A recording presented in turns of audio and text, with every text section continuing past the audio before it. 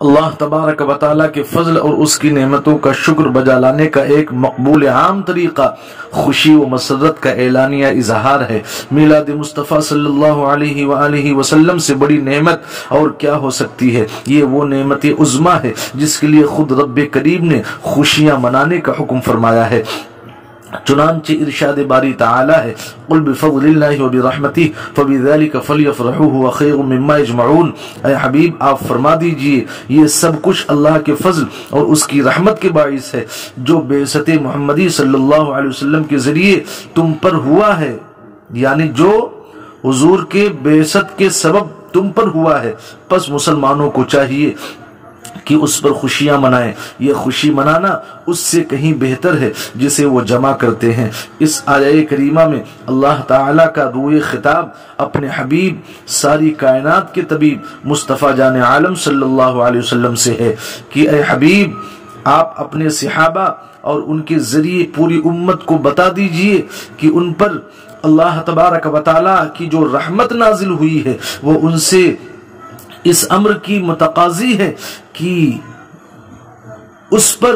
جس قدر ممکن ہو سکے خوشی اور مسرت کا اظہار کریں، اور جس دن حبیب خدا علیہ السلام کی ولادت مبارکہ کی صورت میں عظیم نعمت انہیں عطا کی گئی ہے اسے شایان شان طریقے سے منائیں۔ اس آیت میں حصول نعمت کی یہ خوشی امت کی اجتماعی خوشی ہے جسے اجتماعی طور پر جشن کی صورت میں ہی منایا جا سکتا ہے، چونکہ حکم ہو گیا ہے کہ خوشی مناؤ، اور اجتماعی طور پر خوشی عید کے طور پر منائی جاتی ہے یا جشن کے طور پر منائی جائے۔ لہٰذا آیہ کریمہ کا مفہوم واضح ہو گیا کہ مسلمانوں یوم ولادت رسول اکرم صلی اللہ علیہ وسلم کو عید میلاد النبی صلی اللہ علیہ وسلم کے طور پر مناؤ۔ اس ضمن میں چند قابل ذکر نکات جو ہے وہ میں عرض کرتا ہوں، آپ تمامی حضرات توجہ کے ساتھ ملاحظہ فرمائیں۔ لفظ قل سے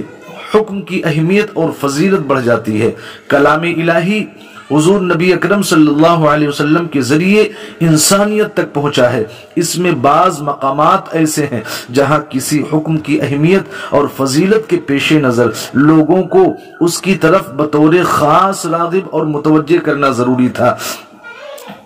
تو اس کے لیے لفظ قل کا استعمال کیا گیا۔ علاوہ ازیں قرآن کے وہ مقامات جہاں قل کہہ کر بات شروع کی گئی ہے حضور نبی اکرم صلی اللہ علیہ وسلم کی شان بلکہ آپ کی شان توسل کی ناگزیریت پر دال ہیں، تو اس نقطے سے یقیناً آیات قرآنی میں لفظ قل کے استعمال میں کار فرما حکمتیں بھی سمجھی جا سکتی ہیں۔ مثلا قل بفضل اللہ وبرحمتہ فبذلک فلیفرحوا جو فرمایا گیا، آپ اس پر غور کریں، توجہ کریں، بار بار غور کریں، ان الفاظ پر غور کریں تو اس میں بے شمار حکمتیں پنہاں نظر آتی ہیں۔ اس آیت مبارکہ میں اللہ تعالی لفظ قل کے بغیر حکم فرما سکتا تھا کہ لوگوں اللہ کے فضل اور اس کی رحمت کے حصول پر خوشیاں مناؤ، مسرت کا اظہار کرو، لیکن ایسا نہیں فرمایا، بلکہ اسلوب بیان یہ ہے کہ محبوب یہ بات آپ اپنی زبان سے ان لوگوں سے فرما دیں۔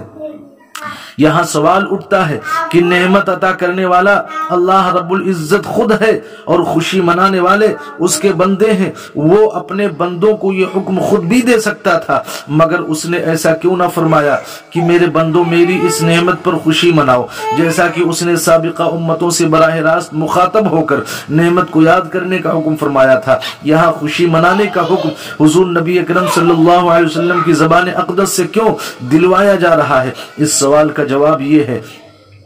اس سوال کا جواب یہ آیت کریمہ خود ہی دے رہی ہے کہ اے محبوب آپ کی ذات بابرکات ہی کائنات کی تمام نعمتوں کا سبب ہے، اور چونکہ اس نعمت کا باعث ہی آپ ہیں، اس لیے آپ ہی بتا دیں کہ لوگوں یہ نعمت جو میرے وجود، میری بعثت اور میری نبوت و رسالت کی صورت میں اللہ رب العزت نے تمہیں عطا فرمائی ہے، تو اس پر جتنی بھی خوشی مناؤ وہ کم ہے۔ حضور نبی اکرم صلی اللہ علیہ وسلم اللہ تبارک و تعالی کا فضل اور اس کی رحمت ہے۔ سورہ یونس کی آیت نمبر 58 میں دو چیزوں کا ذکر ہوا، یعنی اللہ کے فضل اور رحمت پر خوشی منانے کا حکم دیا گیا، ذکر کیا گیا ہے۔ سوال یہ ہے کہ یہاں فضل اور رحمت کا الگ الگ ذکر کیوں کیا گیا؟ ان سے کیا مراد ہے؟ قرآن حکیم کے اسالیب بیان میں سے ایک اسلوب یہ بھی ہے کہ جب فضل اور رحمت کا ذکر ہو رہا ہو تو اس سے حضور علیہ السلام کی ذات گرامی مراد ہوتی ہے، تو اس کی مزید شہادت تو بعد میں بیان کی جائے گی۔ پہلے ہم یہ دیکھیں گے کہ اس آیت کریمہ میں فضل اور رحمت سے کیا مراد ہے۔ تو زیر نظر آیت کریمہ میں دو چیزیں مذکور ہیں، اللہ کا فضل اور اس کی رحمت۔ تو ان دونوں کے درمیان واو عاطفہ ہے، اور عام اصول کے مطابق چاہیے تو یہ تھا کہ جس طرح فضل اور رحمت کا ذکر جدا جدا ہوا تو ان دونوں کے لیے بیان کردہ حرف اشارہ ذالک وہ بھی اس طرح تثنیہ کا ہوتا، لیکن یہاں یہ قاعدہ ملحوظ نہیں رکھا گیا، یعنی یوں نہیں کہا گیا کہ ان کی خاطر خوشیاں مناؤ، بلکہ فرمایا گیا کہ اس کی خاطر۔ گرامر کی روح سے یوں کہا جاتا ہے زید اور بکر کمرے میں آئے، نہ کہ اس طرح زید اور بکر کمرے میں آیا۔ آنے والے جب دو ہیں تو صیغہ بھی دو کا استعمال ہونا چاہیے۔ تو اسی طرح عربی زبان میں ذالکا اشارتن واحد، ذالکا اشارے واحد کے لیے استعمال ہوتا ہے۔ عربی زبان میں ذالکا اشارے واحد کے لیے استعمال ہوتا ہے، اور اس کے مقابلے میں جب تثنیہ یا جمع کا ذکر آ جائے تو اس کے لیے اشارہ بھی بالترتیب ذالکا یا اولئکا بولا جاتا ہے۔ تو اس اصول کو ذہن میں رکھ کر اگر مذکورہ آیت پر غور کریں تو معلوم ہوگا کہ فضل اور رحمت کے ذکر کے بعد واحد اشارہ ذالکا لایا گیا، فضل اور رحمت کے ذکر کے بعد واحد اشارہ ذالکا لایا گیا، تو اس کی کیا حکمت ہے؟ کیا قرآن نے اپنے بیان میں قواعد کو بدل دیا ہے؟ نہیں، ایسا ہرگز نہیں ہوا۔ تو ماننا پڑے گا کہ صیغہ واحد اس لیے استعمال کیا گیا ہے کہ اس مقام پر فضل اور رحمت سے مراد بھی کوئی ایک ہی وجود ہے۔ تو اس اسلوب بیان سے اس بات کی وضاحت مقصود تھی کہ لوگ کہیں اللہ کے فضل اور رحمت کو کسی اور سم تلاش کرنے کی ضرورت نہیں، کسی اور سم تلاش کرنے میں نہ لگیں، کسی اور سم تلاش کرنے میں نہ لگیں، بلکہ اچھی طرح یہ نکتہ سمجھ لیں کہ اللہ نے اپنا فضل اور رحمت در حقیقت ایک ہی ذات میں جمع کر دیے ہیں، اور اس ذات کریم کا نام محمد مصطفیٰ ہے صلی اللہ علیہ وسلم۔ قرآن حکیم نے حضور علیہ السلام کو اللہ کا فضل اور اس کی رحمت قرار دیتے ہوئے ایک اور مقام پر ارشاد فرمایا فلولا فضل اللہ علیکم ورحمتہ لکنتم من الخاسرین، پس اگر تم پر اللہ تبارک و تعالی کا فضل اور اس کی رحمت نہ ہوتی تو تم یقیناً تباہ ہو جاتے۔ سورہ بقرہ آیت نمبر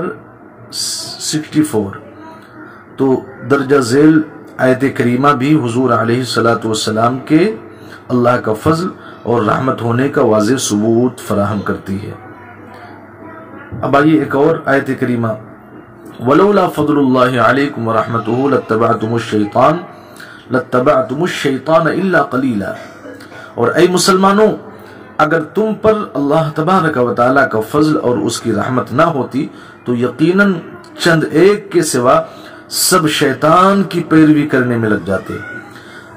تو اس مقام پر اللہ رب العزت کا روئے خطاب عام مومنین اور صحابہ کرام کی طرف ہے۔ اس نے اپنے حبیب مکرم مصطفیٰ جان عالم صلی اللہ علیہ وسلم کی آمد اور بعثت کو اپنا فضل قرار دیتے ہوئے فرمایا کہ اگر تمہارے پاس میرا حبیب تشریف نہ لاتا تو تم میں سے اکثر لوگ شیطان کے پیروکار ہو جاتے، اور کفر و شرک اور گمراہی و تباہی تمہارا مقدر بن چکی ہوتی۔ پس میرے محبوب اور میرے حبیب کا تمہاری طرف مبعوث ہونا تم پر اللہ کا فضل بن گیا، اور اس کی آمد کے صدقے تمہیں ہدایت نصیب ہوئی، اور تم شیطان کی پیروی اور گمراہی سے بچ